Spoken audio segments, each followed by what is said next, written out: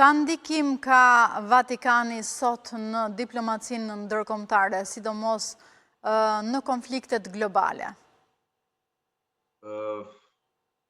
Shumë, sepse shumë mund të themi këtë gjë, roli gjithnjë më politik i Papa Leonit, pra dikush nuk e priste, sepse shumë prisnin një pontifikat, mund të themi kryesisht shpirtëror ose pastoral. Në vend të kësaj, sidomos në muajt e fundit, pra Papa Leone po merr një profil gjithnjë më geopolitik.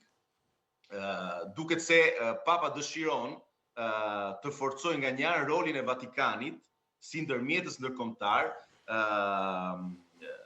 por nga ana tjetër mos harrojmë dhe këto fërkimet me Shtetet e Bashkuara të Amerikës.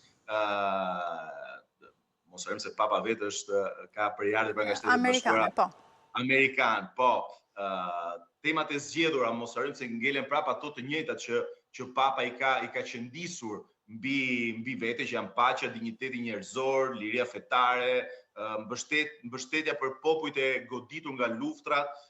Kjo krijon në mënyrë të pashmangshme, mund të themi, tensione mes rrymave politike më nacionaliste të perëndimit, siç kemi parë pra me Donald Trump, pra me Shtetet e Bashkuara, ku një pjesë e botës konservatore katolike konsideron Papën tepër kritik ndaj logjikave të fuqisë dhe shumë larg vijës administratës Trump. Mos harrojmë se Trump u përgjigj me një luftë në lidhjen e mesme, gjë që është kritikuar nga selia e shenjtë. Pra, Vatikani po tenton tej mase, mund të themi, të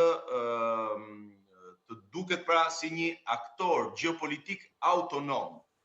Nuk dëshiron pra selia e shenjtë të perceptohet si një aleat e thjesht kulturore apo fetare e perëndimit, por si një subjekt diplomatik autonom. Pra Vatikani po përpiqet, siç thash, të ruaj një marrëdhënie me të gjithë aktorët ndërkombëtar, të shmang logjikën e bloqeve dhe të mbrojë një hapësirë ndërmjetësimi moral, por dhe